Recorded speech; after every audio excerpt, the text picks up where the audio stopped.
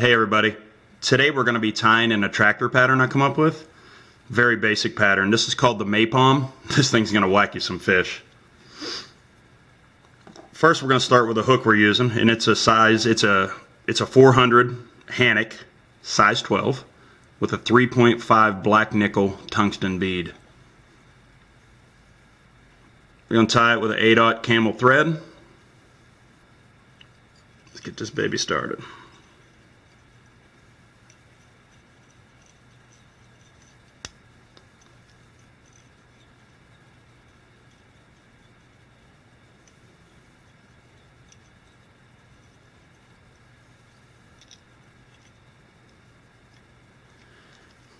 We're going to use this pheasant tail. I love to use this stuff. It's like an olive brown color.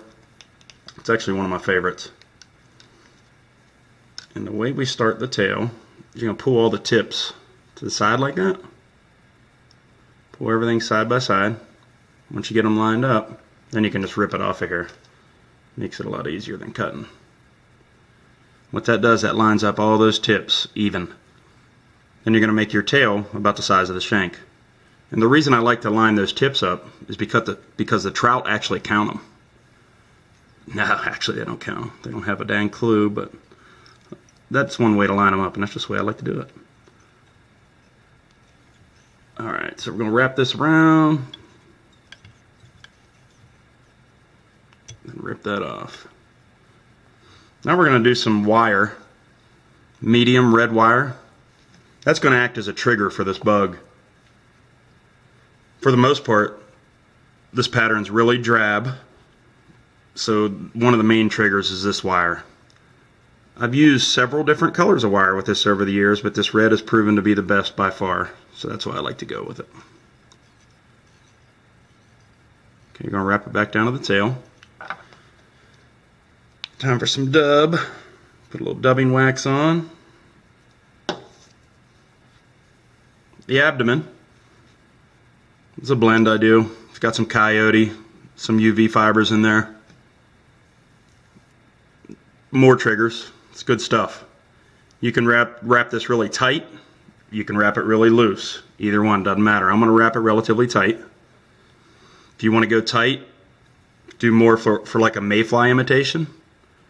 Wrap it real loose. Make it buggy. They'll take it for a caddis. It doesn't matter. This bug's real versatile. It works either way, doesn't matter at all. But today I'm going to wrap it relatively tight. Okay.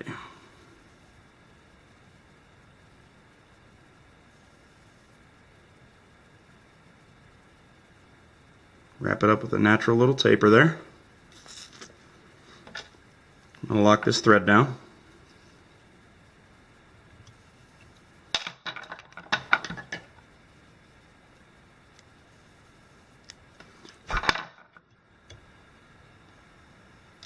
Because I got a rotary vise, so I like using the rotary feature. It's not necessary, so if you don't have one, don't worry about it. But I have it, so I use it. I mean, it does keep that wire uniform in there, but I don't think the trout really care, do you? Okay, we got him wrapped in there. Gonna lock him down. And I got a pair of garbage shears that I always keep, just for this. A lot of people like to shake their wire off and break it. I personally don't, I cut it. No reason, just always have. But I use the garbage pair for that so you don't ruin your good shears, because those things are pricey. Okay, next dub is like a dark brown dub I come up with. Got some more triggers in there. A couple little things that attract some light, reflect light rather. This seems to work pretty awesome. No wax here, not necessary for this part.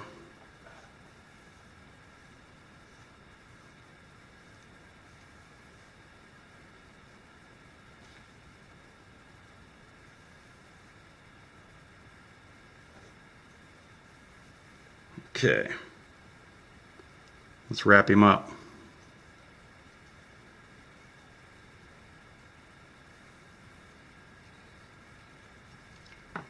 That'd be it. That's a done critter. Whip him off here.